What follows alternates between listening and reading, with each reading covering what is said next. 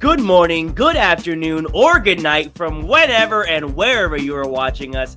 I am Cameron Scandal. That is Stephen Treffler. And we are The Sound. Thank you so much for joining us here. And folks, our most sincere apologies. It's been, gotta be almost 2 weeks. It has to be since we've been here delivering you the good sports news and information that you so desperately need. And work life has just been kicking our butts. There are things that is out of our control, but we're here to finally provide you with the service you so desperately needed. So without further ado, let's get right into it. So we're starting off with today's top 5. In case you forget what today's top 5 is, today's top 5 is where Steve and I rank 5 things in different sports contexts, ranking players, ranking teams, whatever it may be. We provide you with that information. And today, we are doing our top 5 teams in the NFL. We debated on when it was time to do this, when it was we had enough of a sample size to properly rank these teams, and now we think it's time. So without further ado, today's top 5. So here we have it, today's top 5, our top 5 teams in the NFL. Starting at the bottom, working our way up. Number 5, the Miami Dolphins. Now, I've said this before, that I have been very hesitant on giving the Dolphins their praise, that we needed a bigger sample size from Tua, that we needed the Dolphins as a whole to stay healthy and do this just more often and more frequently, and they have done that. They are number 1 in total passing yards and rushing yards. Tyreek Hill is without question the best wide receiver in the NFL. There is Christian McCaffrey and Tyreek Hill are guaranteed touchdowns every single week. Tua is defying my expectations of what we thought we were going to get from him this season. I still think health is in question. Steve, my question is to you as our resident Dolphins fan is, how long can this last? And is this high level of offense and this high potent offense sustainable for an entire season, including a deep playoff run? The Dolphins have a lot of pieces on that offense that are dangerous. They have the 7 fastest plays in the NFL. The 7 fastest ball carrying plays in the NFL this year. They have the four of the fastest guys on their team that start each week. But the Dolphins, I'm not going to sit here and say that they are going to win the Super Bowl. I'm not going to sit here and say that they're going to beat the Chiefs or whoever else. But I'm saying right now, I see no signs that the offense isn't sustainable. But my other question mark besides Tua's health and the offense is Mike McDaniel has never really been in a high pressure playoff game situation. So how does he handle that? I don't know. He's given us no reason to not believe in him. He hasn't done really anything wrong yet, but I like to actually see him handle a playoff game to believe he can. You know what I'm trying to say? Yeah, no, he's weird. He's like a little kid up there, dude. He's wearing those cargo shorts with the same Air Force Ones and hoodie that he probably wore in high school. Moving on to number 4, sticking in the same division, the Buffalo Bills. And before we go into the Bills, Steve and I both believe that the Bills could be anywhere from 4-2. Really, 2, 3, and 4 are very fluid in where you can place them. But we have the Bills at number 4. 3 and 2 so far this year. 4th in total passing yards. Top 15 only in total rushing yards. Could certainly be better. And they are 12th overall in points allowed in the NFL. And we are at a very sensitive time in the NFL season where the Bills play really, really well. Josh Allen gets a lot of praise, and we're about to approach the time of when they lose a couple games and they skid. And so, nonetheless, though, this is the best Bills team in maybe the last 3 seasons that I can think of, maybe. I might be saying that a little too soon.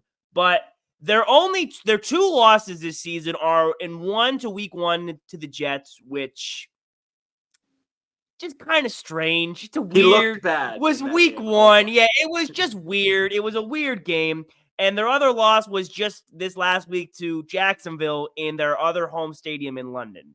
So it's not like they realistically could be 5-0 if things gone their way. But yeah, my question, I guess, to you, Steve, is do you think we're going to fall into the same trap that we do with Buffalo every single season, or is this looking a little different? Josh Allen just needs to get over his playoff hump. They're always, as long as Josh Allen is playing the way he is, they're going to consistently be a top 5 team in the NFL. All of our questions surrounding the Bills have come when the playoffs start. So it's, and I'm not going to fault a guy for losing to Patrick Mahomes as many times as he has. So Josh Allen, Tyreek Hill, Christian McCaffrey, of course, always Mahomes. But like there are a select few group of guys this year who are already quietly making that MVP conversation. So Josh Allen's one of them. Number 3, my favorite team, one of the 2 undefeated teams left in the NFL, the Philadelphia Eagles. Go Birds. 5-0 this season, as I just said. They are second in total yards on the season. They are 10th in passing yards, second in total rushing yards. All that being said, this has not been a great season for Philadelphia. I'm not going to lie. I just need more from Jalen Hurts that we had last season. And I have said from the start how hard it is to replicate that success. But for this Philadelphia team, man, it's Super Bowl or bust. I think anything less than a Super Bowl trip or at least an NFC title game will be disappointing. And right now, it's just they don't look like they're up to that standard. I don't know what needs to change necessarily or what the individual thing or things are that is making them look this way, but they just need to be better because right now they're not playing like a Super Bowl caliber team. Jalen Hurts has 6 touchdown passes and 4 interceptions this year. Yes, and a lot of the throws, but you and me have talked about this. You and me had the conversation the other night where I said, it looks like Jalen Hurts is just trying to force things. He got that big contract and he's just trying to do too much, to prove his validation for getting that contract. Jalen Hurts is going to get it figured out. He is the same quarterback as he was last year. And the Eagles, top to bottom, they have the best defensive line in football, in my opinion. Their secondary is scary. They have a great running back in DeAndre Swift, who's dangerous. They have 2 great receivers. They have one of the best offensive lines in football. The only thing that needs to change is Jalen Hurts just needs to step up a little more.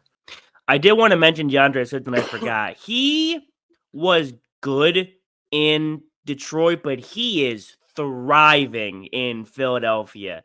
He is playing so much better than I think a lot of people initially anticipated or expected. So very good things to see. But yeah, Jalen Hurts needs to just step it up or we're going to have a disappointing season by our standards. Number 2, a team that we really were not 100% comfortable putting in number 2, but we felt we had to, the Kansas City Chiefs. Now, Steve, I had said to you before we got on today that I had done some extra research into Kansas City to explain kind of where we're at. So before I get into that, they're 4-1 so far this season, top 10 in total yards, passing yards, and rushing yards. The last season, 2022, at this point in the season, the Chiefs had just under 1,400 passing yards, 571 rushing yards, had an 8-point differential, and had 1,907 total yards of offense. This season, they have only 2 less total yards of offense. They have 2 points better in their points difference per game, and they have just under 40 yards less of total passing yards.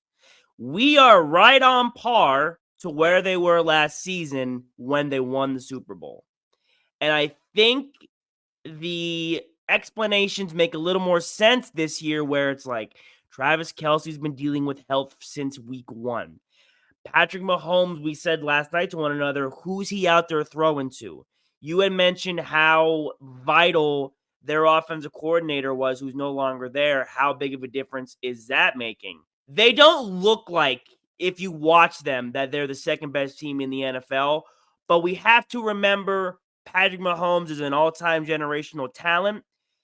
This is right where they were last season when they proved everybody wrong. And as time goes on, maybe they fill out some roster spots. Hopefully, Kelce can stay healthy long-term. Mahomes will play a little bit better. So they're the second best team just because they almost have to be. They do. And I didn't know those numbers. Losing Eric Bieniemy and only losing 2 less yards of total offense at the same point of the season is a massive. That to me shows me that Patrick Mahomes has stepped up. Now, we both said Mahomes isn't having the Mahomes-esque year that we're used to him having. Losing your offensive coordinator, I know he lost Tyreek Hill 2 years ago, but then he lost Juju Smith-Schuster last year. Travis Kelce was hurt. He's been hobbled. He hasn't been playing to the level he has been. Kadarius Toney drops almost everything Patrick Mahomes throws at him. Pacheco is finally starting to get it together, but what the Chiefs have that makes them number 2 is Patrick Mahomes. Patrick Mahomes is still the best football player in football right now. Patrick Mahomes is a top 5 all-time quarterback. Patrick Mahomes makes wide receivers who are average at best look very good, and he's doing it again. That's just the effect Mahomes has and shows how good he is. They're the second best team in the NFL, whether it looks like it or not. They really are. You kind of got to believe, see through the facade that that's really what they're not. Leaving us at the number 1 spot, which was very easy, very obvious, the San Francisco 49ers. 5-0 so far, the other undefeated team. 3rd in total yards, 8th in yards per game for passing, and they are 3rd in rushing yards. They are number 1 in forced turnovers per game. They are number 1 in total points allowed so far this season. And who's beating the 49ers? Let me tell you, Steve, who the 49ers have left on their schedule. You ready? Tell me which one of these teams you're like, that could be legit. Seattle twice, Arizona, Cleveland, Minnesota, Cincinnati, Jacksonville, Tampa Bay, Philadelphia, Baltimore, Washington, and the Rams. Now, Philly, I think obviously that's going to be a game. 3 of those teams. I have 3 teams in there that I believe could beat the Niners. Okay. Not that I think they're definitely going to, but Seahawks playing them twice. Seahawks are 4-1 as well. I'm not going to knock the Seahawks. Okay, fair. And it's a divisional game. They have to play them in Seattle. That's a hard place to play. Okay, I think Seattle is one of the teams. The Bengals, if Joe Burrow gets it together in the next 5-6 weeks, look what they just did to Arizona. You just said that he was going to have this waking up game. He just demolished, and Jamar Chase had 200 yards and 3 touchdowns. If Joe Burrow can replicate that, there's no team that they can't beat in the Eagles. Yep. I think that the Eagles have a defense that's going to give Brock Purdy a problem. I think that defensive line is finally going to get to Brock Purdy, and that's a game that we're going to see how it goes. Now, I am not advocating that they're going to go undefeated. That's not what I was trying to get at. They can beat every one of those teams. Yeah. Because the things that I'll say, like, Seattle is good. You're right. Don't get me wrong. If I'm San Francisco, I'm not afraid of Seattle. No, I just don't think Seattle's near the same level. Cincinnati, I think their defense is so good, and Joe Burrow, I don't think plays well under direct pressure, and Jamar Chase doesn't play well when there's a lot of physical, extra man coverage, which San Francisco is. So I just think Philadelphia is going to be a game. I would say that's the exception on that list. But yeah, point being that they're just so much better than all those other teams that they have such a great rest of the season. Brock Purdy, as we mentioned the other night, is proving things to a lot of people. We just talked about Brock Purdy on this show last episode and how we need to see this large sample size. He needs to make tougher throws, playing some comeback games. He made some pretty outrageous throws in the Dallas game, and we were a little soon to say Dallas might be the best defense in the league, maybe, but still a top 5 defense, and Brock Purdy just picked them apart. He lit them up. pick them apart. So between how great their offense is with McCaffrey and Brock Purdy and all their weapons, how outstanding and physical their defense is, it's truly a no-brainer in my opinion to have the Niners at number one. Christian McCaffrey has scored a touchdown in 13 straight games. Christian McCaffrey right now is making a very good argument for NFL MVP. Yeah. He is doing everything. Yep. He's doing it out of the backfield. He's doing it catching. He's doing it just even there are moments whenever the running back doesn't get the ball, people forget that the running back still has to pick up linebacker blitzes. Christian McCaffrey is one of the best blitzing, blocking linebackers in the league. He has saved Brock Purdy from getting sacked a number of times from helping out. So it's just Christian McCaffrey right now is playing like the best player in the NFL. Yeah. I'm not ready to take it from Mahomes yet, but McCaffrey he's ready. He's up there. Take that. He's ready to take that. Mm-hmm. So you run through today's top five one more time. At number one, San Francisco 49ers. Number two, the Kansas City Chiefs. Number three, the Philadelphia Eagles. Number four, the Buffalo Bills. And number five, the Miami Dolphins. That is today's top five. Hope everyone enjoyed.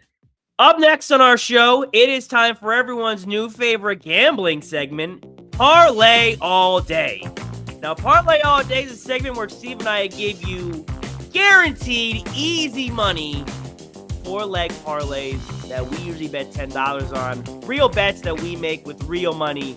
We're giving you real great advice. Let's get right into it. Steve, you want to go first or do you want me to go first? Yeah, I will. All right, go ahead. Have at it. I have the Commanders money line in Atlanta. Now, the Commanders have started off very well. I really, really like Sam Howell so far. Not as high on Desmond Ridder. That's at plus 116. I think the Commanders beating Atlanta in Atlanta is a good call. Bengals money line. Bengals are playing at home against Seattle. I know we just earlier in the segment said how good Seattle was, but what Joe Burrow just did last week, I think it's a pretty safe bet that Joe Burrow's back. I think him and Jamar Chase have it figured out. I got the Bengals beating Bengals money line versus Seattle minus 154. Chargers money line versus the Cowboys. The Cowboys going to the Chargers. I think the Chargers are going to beat them. Justin Herbert's looking for a big confidence win for this team. And after what I just saw the Cowboys do against the Niners, Dak Prescott, I believe earlier in one of our other shows, you said that around 70% of the time when Dak throws an interception in the game prior, he throws another one. Is that correct? Oh, yeah, that was up to that point. I don't have the right notebook. It was something like that. It was above 50%. Yeah. I believe Dak Prescott's going to throw another one this week, and I think that they're going to beat I think the Chargers are going to beat the Cowboys. So I've got Chargers money line, and then I have the Eagles spread at -7 at the Giants in New York. I think that the Eagles are going to beat them by 14, but I think a -7 spread, which is at -108. So put that all together, $10, a $10 bet gets you $135. So once again, we got Commanders money line, Bengals money line, Chargers money line, and Eagles spread at -7. Yeah, no, that was pretty good. I like that. I almost took the Commanders money line. I think that one could go either way, that game. Yeah, I like that. I think Dallas might have a little bit of a demoralizing game after they got beat that way. Yeah, no, I like that a lot. Yeah, FanDuel was being weird, not letting us do bets. These odds that I have here, well, I shouldn't say the odds. The amount that I have is from DraftKings. It's probably going to be around the same wherever you do it, so I'll just go right into it. So for my first leg, I got the Eagles money line against the Jets. That was a game I picked for us to lose when we picked our team schedules, but that was with Aaron Rodgers in mind, not Zach Wilson. So I think that's a good money line. I also have the Minnesota money line. Now look, Justin Jefferson is supposed to be on IR with a hamstring injury. The Bears are bad enough that I think even without Justin Jefferson, the Vikings could get by. Their defense is just good enough. I'm just not afraid of the Bears, so I took the Vikings money line. Now the Houston money line is they are favored to lose actually, but listen, CJ Stroud, where's this guy coming from? Who would have thought CJ Stroud was going to be where we're at? And even their defense has been playing better than usual. So I get why they're favored to lose, but Houston's on a hot streak. I think the NFL and the media is on a Houston hot streak. I'm just riding it. I'm just riding it out. I think Houston's going to keep on rolling. Took their money line. And I got Brandon Ayuk for a touchdown scorer. Brandon Ayuk just always comes out of nowhere. Like when you're watching the Niners game, he just all of a sudden he has 3 passes for 95 yards. And he always is just around scoring. So I also think Purdy looks to target him when they get closer towards the red zone. So I threw him in there. $10 to get you 135. 3 money lines and a touchdown score. Not bad stuff. So those are our parlay all days. And just a quick side note, a bet that I was trying to throw in that I wasn't able to throw in. Niners at the Browns. Christian McCaffrey for 2 touchdowns is not out of the question. I was going to put McCaffrey for 2 touchdowns against the Browns. Just by itself or part of your parlay? Part of my parlay. I was gonna take out the Chargers in Dallas and put McCaffrey for 2 touchdowns. I don't know what it would have become, but that's not bad. FanDuel I like how when the Niners were playing Dallas and you text me about you were going to take George Kittle for 2 touchdowns and he had 4. No, what could have been. But yeah, those are our parlays for parlay all day. One of these gonna hit. We're bound to hit them. Hopefully well, you already hit a big one. Yeah, I did, but it was $448. I did, but it wasn't from this. It wasn't the parlay all day. No, but it shows the people that we know that we know what we're talking about. We do know what we're talking about. Yeah, I did hit pretty big. But yeah, parlay all day. Hope you guys enjoy. Our third and final segment of the day. It is everyone's favorite segment, Soundbite. Soundbite is where Steve and I react to different clips of a post-game interview, someone on a podcast, someone just says something or does something interesting that we want to take a listen to. We listen.